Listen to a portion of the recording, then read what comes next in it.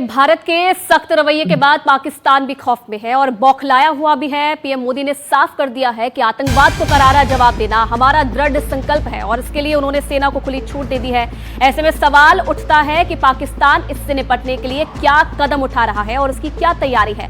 ताजा हालात की अगर बात करें तो पाकिस्तानी सेना अभी कई फ्रंट पर फंसी हुई है। ऐसे में भारतीय सीमा पर एक नया फ्रंट खोलना उसके लिए असंभव सा दिखाई दे रहा है। तो पीओके में वायुसेना के विमानों की तैनाती हो रही है। पाकिस्तान भी तैयारी कर रहा है। भारत के एक्शन से पाकिस्तानी सेना में खलबली है, तिलमिलाया हुआ है पाकिस्तान। और पाकिस्तान में सैनिकों की शिफ्टिंग की खबर मिल रही है कि जो पाकिस्तान है वो अपने सैनिकों को शिफ्ट कर रहा है।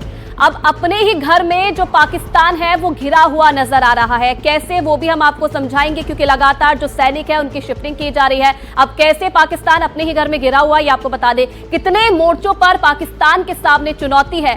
दरअसल अफगान बॉर्डर पर सेना के 2 कोर पाकिस्तान की तरफ से तैनात किए गए हैं। अफगान बॉर्डर से पीओके जो है सैनिक लाए जा रहे हैं, यानी कि पीओके में सैनिकों की शिफ्टिंग की जा रही है। अफगान सीमा पर जो पाक सुरक्षा है वो अब कमजोर होती जा रही है सैनिकों की शिफ्टिंग के कारण। पीओके में वायुसेना के विमानों की तैनाती भी पाकिस्तान की तरफ से कर दी गई है और F-16 विमान से जो कॉम्बैट पेट्रोलिंग है वो की जा रही है। बलूचिस्तान से सैनिक बुलाना खतरनाक माना जा रहा है आने वाले समय के लिए पाकिस्तान के लिए। और बलूचिस्तान में फौज घटी तो बड़ा खतरा पाकिस्तान के लिए पैदा हो सकता है। पहले से ही मौके की तलाश में बलूच आर्मी है और अगर पाकिस्तान वहां से अपने सैनिकों को हटाता है और पीओके में शिफ्ट करता है तो आने वाले समय में एक बड़ा खतरा पाकिस्तान के लिए पैदा हो सकता है। तो कहीं ना कहीं अपने ही घर में पाकिस्तान घिरा हुआ नजर आ रहा है। अब देखिए, वाटर स्ट्राइक की अगर बात की जाए तो वाटर स्ट्राइक से बैकफुट पर पाकिस्तान। जो वाटर स्ट्राइक भारत की तरफ से की गई, सिंधु जल समझौते का स्थगित होना पाकिस्तान के लिए एक बड़ी चुनौती माना जा रहा है और तमाम जो दिक्कतें हैं, परेशानी है, उनका सामना इस वक्त पाकिस्तान को करना पड़ रहा है। पाकिस्तानी टैंकों के लिए जो मुश्किल है वो बढ़ सकती है इस फैसले के बाद। जो ये वाटर स्ट्राइक इंडिया की तरफ से दी गई है, पाकिस्तान नदी किनारे अपने टैंक नहीं ला सकता है। अब कब सूखा होगा, कब बाढ़ आएगी, ये पाकिस्तान को पता नहीं चल पाएगा, संभलने का मौका नहीं मिल पाएगा। तो भारत की वाटर स्ट्राइक और बैकफुट पर पाकिस्तान इससे नजर आ रहा है। और हम सीधे रुख करेंगे, हमारे संवाददाता राजीव रंजन इन तमाम पहलुओं पर बातचीत करने के लिए जुड़ चुके हैं। राजीव, सबसे पहले तो मैं पाकिस्तान की स्थिति पर बात करना चाहूंगा। वो एलओसी पर अपने सैनिकों का जमावड़ा बढ़ा रहा है, लेकिन जो उसकी खुद की कंडीशन है अलग अलग फ्रंट्स पर, क्या वो इस हालत में है कि एक साथ इतने मोर्चों को संभाल सके?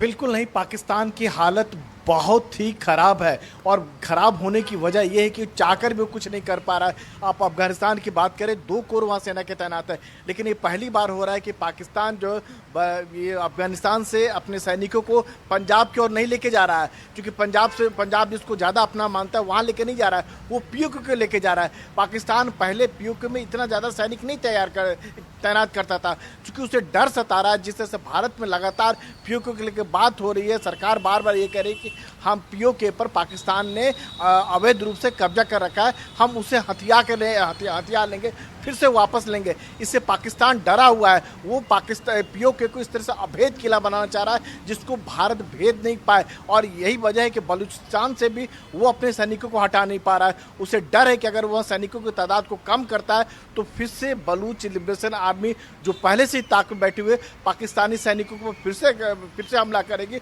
और कहीं बलूचिस्तान को वो आज़ाद न करा ले, यानी यहाँ से हटा नहीं पा रहा है। वही बात हो रही जब सिंधु जल भारत ने जो सस्पेंड, इससे पाकिस्तान की हालत बिल्कुल खराब हो गई है। वो तय नहीं कर पा रहा है कि क्या करे या ना करे, क्योंकि अब भारत जो है डाटा शेयर नहीं करेगा, यानी पानी के प्रवाह को लेकर पाकिस्तान को कोई जानकारी नहीं दी जाएगी। पाकिस्तान को कोई अंदेशा नहीं होगा कि सिंधु नदी में कब जो है बाढ़ आ जाएगा, कब सूखा पड़ जाएगा। और पहले होता ये था कि पाकिस्तान इसी रास्ते से होकर टैंक का मूवमेंट करता था, यानी अब वो टैंक का मूवमेंट भी नहीं कर पाएगा। तो ये 3 जो मोटे तौर पर चीज़ें हैं उससे आप समझने की जरूरत है कि पाकिस्तान की हालत कितनी खस्ता है। और इतना ही नहीं, बल्कि पीओके पर पाकिस्तान के जो F-16 है वो लगातार फ्लाइंग कर रहे हैं और कॉम्बैट पेट्रोलिंग कर रहे हैं। यानी कॉम्बैट पेट्रोलिंग मतलब होता है कि लड़ाई के दौरान जो होता है किस तरह से कॉम्बैट किया जाता है। अगर कोई लड़ाकू विमान दुश्मन एनिमी आ जाता है तो हम उसे कैसे मार गिराएंगे, इसका बाकायदा प्रैक्टिस कर रहा है। तो पाकिस्तान बुरी तरह से घबराया हुआ है, डरा हुआ है, उसे समझ नहीं आ रहा है कि क्या करे और क्या ना करे। जी राजीव, ये जो पाकिस्तान के सिंधु पर भी मैं आपसे बातचीत करूंगा, हालांकि आपने काफ़ी जानकारी इसमें दे दी है, लेकिन मेरा जो सवाल है, जो पाकिस्तान के हालात हैं अलग अलग मोर्चों वाले, बलूचिस्तान उसके सामने चैलेंज है, खैबर पख्तूनख्वा वाला जो इलाका है वो उसके सामने चैलेंज है, इसके अलावा LOC उसके लिए चैलेंज है। क्या यही वजह है कि पाकिस्तान अलग अलग मंचों पर अलग अलग जरियों से बात कर रहा है? कल फ़ोन पर UN के महासेक्रेटरी से, सेक्रेटरी जनरल से उन्होंने बातचीत की और अपनी व्यथा उनके सामने रखी, अपना रोना उन्होंने उसके सामने रोया। क्या यही वजह है कि पाकिस्तान चाह रहा है कि किसी तरीके से इस स्थिति को टाला जा सके? बिल्कुल सही कह रहे हैं। और पाकिस्तान जिस तरह से राग आलाप पर आया, जिस तरह की बात कर रहे हैं, जैसे पहले उसके प्रधानमंत्री ने कहा, फिर उसके बाद रक्षा मंत्री ने कहा, फिर उसके बाद पाकिस्तान के सूचना मंत्री के डर जो सता रहा है, भारत जो हमला करने का यूं ही नहीं सता रहा है। इसके पीछे अगर पूरे बैकग्राउंड को अगर देखें तो एक समय होता था कि अमेरिका उसका साथ देने के लिए तैयार आता था, लेकिन आज अमेरिका भी पाकिस्तान के साथ नहीं खड़ा है। अब उसकी निगाहें टिकी हुई है सऊदी अरब पर टिकी हुई है और UAE पर टिकी हुई है, संयुक्त अरब अमीरात पर। जो पाकिस्तान के जो चीफ है, आर्मी चीफ जो है, उनके जरिए गुहार लगाया जा रहा है कि किसी तरह इस संकट को टाला जा सके। लेकिन भारत ने भी साफ कर दिया है कि पाकिस्तान को सजा जरूर मिलेगी। सेना को एक खुली छूट दी गई है कि जिसने पहलगाम हमला किया है और जिसने साजिश रची है, दोनों को सजा मिलेगी और कड़ी सजा मिलेगी, और ऐसी सजा मिलेगी कि वो हमेशा जो है उसे याद रखेंगे। जी, मेरा एक सवाल राजीव, अब सिंधु जो नदी जल समझौता है उसको भारत ने जो सस्पेंड किया है उससे जुड़ा है।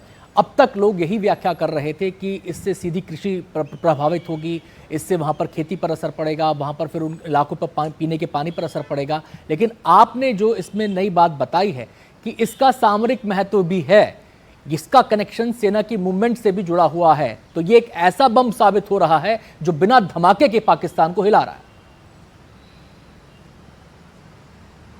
बिल्कुल सही कह रहे हैं। पाकिस्तान पर एक नहीं बल्कि कई मोर्चों से उस पर अटैक किया जा रहा है, चाहे पाकिस्तानी नागरिकों को वापस भेजने की बात हो। और ये जो सिंधु जल जो सस्पेंड किया गया, इसके पीछे समझिए सिंधु का पानी कहाँ जाता था? पंजाब जाता था। पाकिस्तान की जो सबसे दुखती रग है, जिसको कह सकते हैं मजबूत पक्ष है, पाकिस्तान है, पंजाब है। जब पंजाब के लोगों को पीने का पानी नहीं मिलेगा तो वहाँ त्राहिमाम कैसे होगा? और उसके बाद इसी रास्ते से होके जो है पाकिस्तान के टैंक जो भारत की ओर मूव करते थे, यानी टैंक की मूवमेंट बिल्कुल बंद हो जाएगी।